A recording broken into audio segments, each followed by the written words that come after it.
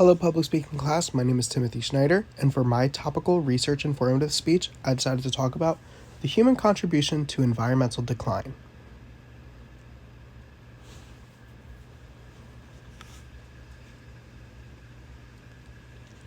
So let's talk about it. What is climate change? So NASA defines climate change as a long-term change in the average weather patterns that have come to define Earth's local, regional, and global climates. So personally speaking, growing up in the 21st century, I've been able to see some unprecedented advancements. But on the downside, it's marked by alarming environmental degradation. So reality really shows us that humans have played such a pivotal role in the ongoing decline of our planet's health. So, despite nature having its cycles of change, the acceleration and severity of environmental decline is to be blamed for humans. So, that brings me to my next talking point: industrialization and pollution. So, just think about it. Everywhere you look, it's a warehouse, it's a factory, it's a power plant, everybody has a car, and you're getting your deliveries basically overnight now. Industrialization has paved the road for many remarkable innovations and opportunities for economic growth. But the downside is this widespread emission of pollutions. So, talking about like the power plants and cars we were just talking about, these release these harmful gases and particulates into the atmosphere. And these emissions from burning fossil fuels lead to climate change, and they alter the weather patterns, and they can escalate global temperatures. So in this article here from the EPA, Air Quality and Climate Change Research, it discusses the process in which pollutants contribute to climate change. So it says here that emissions of pollutants into the air can result in changes to the climate.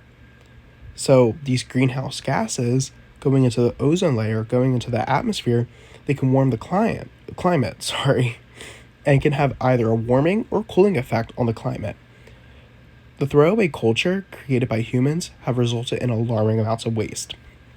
It's really unfortunate because so many things have such a single-use life. There's plastic water bottles, there's these like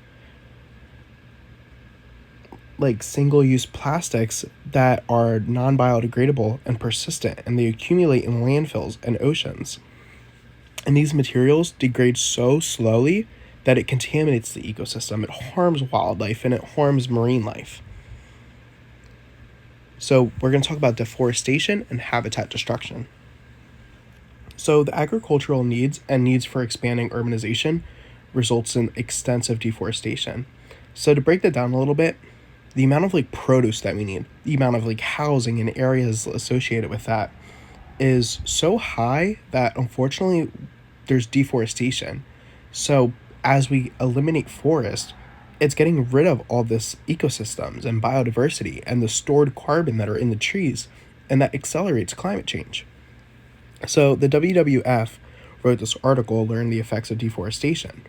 So this direct quote from them, I feel really explains the relationship between deforestation and climate change.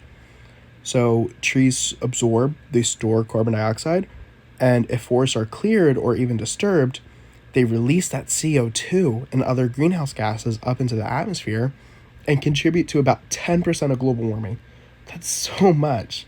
So much we can do if we just fight climate crisis by stopping deforestation. So on sort of the other side of agricultural, it's about the chemical contamination. So I don't know if anyone's ever been to another country, but the fruit and the vegetables are so much fuller and more natural there.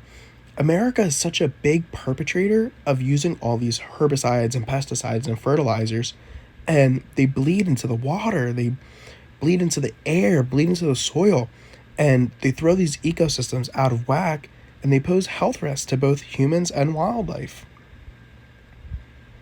So that's going to bring me to my conclusion. The human footprint on Earth's environment is profound, and it's concerning.